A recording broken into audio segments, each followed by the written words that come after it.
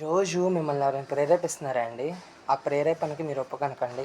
బైబిల్‌లో ప్రేరేపణ గురించి ముందు ఒక నిమిషం నేను చెప్తానండి. సామెతల గ్రంథం 1 అధ్యాయం 10 వచనం. నా కుమారుడా, పాపులు నిన్ను ప్రేరేపించినప్పుడు ఆ పాపమునకు నీవు ఒప్పుకొనవద్దు. ఆమేన్. నిజంగా అండి, ఈరోజు మన ఫ్రెండ్స్ గానీ, మన రిలేటివ్స్ గానీ ఎవరో ఒకళ్ళు అంటూ ఉంటారు, సిగరెట్ తాగుదాం, మందు తాగుదాం, ఎంజాయ్ చేద్దాం అంటూ ఉంటారు. ఒక 5 నిమిషాల కోసం మీరు పాపంలోకి పడిపోబాకండి.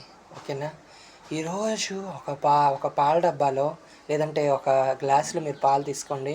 ఒక్క చుక్క ఉప్పేస్తే చాలు పాలన్నీ ఇరిగిపోతాయి.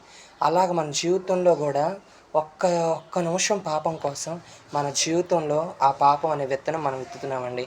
ఆ విత్తనం మీరు ఇప్పుడు విత్తుతున్నారు. అది ఎప్పుడో ఒకప్పుడు ఫలించిద్ది. అది ఫలించకుండా అయితే ఉండదు. ఓకేనా?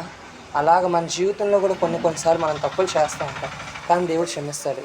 కానీ ఇప్పుడుండేనా పాపం మిమ్మల్ని ప్రేరేపించినప్పుడు, సాతాను మీ దగ్గరికొచ్చి మిమ్మల్ని ప్రేరేపించినప్పుడు ఆ పాపాన్ని మీరు ఒప్పుకొనకండి. ఈ వాక్యం మీకు నచ్చినట్లయితే దాదాపు 10 మందికి షేర్ చేయండి. Praise the lord. Good morning.